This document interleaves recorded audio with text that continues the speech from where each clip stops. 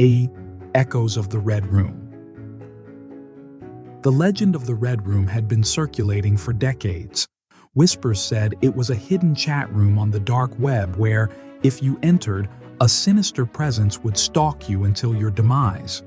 Most dismissed it as an urban myth, a story to scare teenagers away from the internet's murkier depths. But for Lily, a 17-year-old thrill-seeker, it was a challenge. One rainy evening, the curiosity got the better of her. She sat in her dimly lit room, the only light coming from her computer screen. With a deep breath, she typed "Red Room" into the dark web's search bar. Moments later, a link appeared, taunting her with its simplicity. "Enter if you dare." Her heart raced as she clicked the link. The screen went black for a moment before revealing a crimson-lit chat room. The air in her room seemed to thicken, becoming almost suffocating. There was no one else in the chat, just an empty space with a single line of text. "Welcome, Lily," she gasped. She hadn't entered any personal information. Trembling, she typed, "Who's there?" A response came almost instantly. "The one who sees you." Lily's hands shook. She closed the browser, shutting down her computer. She tried to laugh it off, telling herself it was just a prank. Yet, she couldn't shake the feeling of being watched. That night, as she lay in bed, a cold draft blew through her room. The shadows seemed darker, deeper. She pulled her blanket tighter around herself, trying to ignore the growing sense of dread. Then, her phone buzzed. She reached for it, expecting a message from her best friend.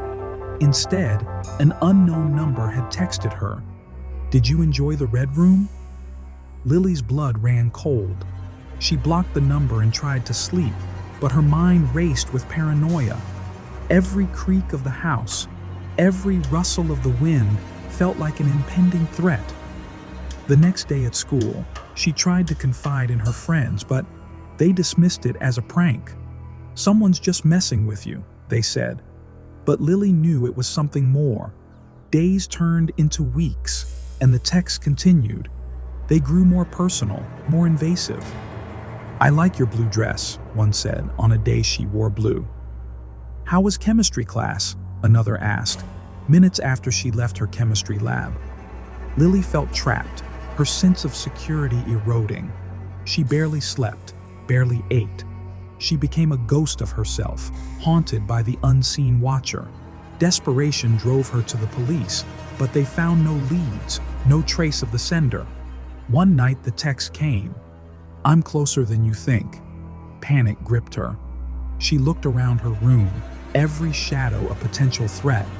The feeling of being watched was overwhelming. She locked her doors, barricaded herself in, and sat in the center of her room, clutching a kitchen knife. Her phone buzzed again. "Look behind you." Trembling, she slowly turned.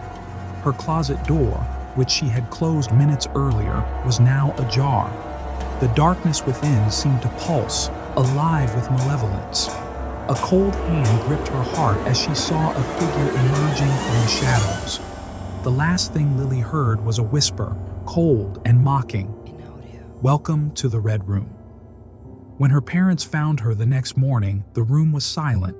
The only evidence of her torment, a single message on her phone. One down, countless to go. The legend of the Red Room grew, fed by Lily's tragic end. And somewhere in the depths of the internet, the crimson-lit chat room waited, its sinister presence always watching, always hungry for the next victim.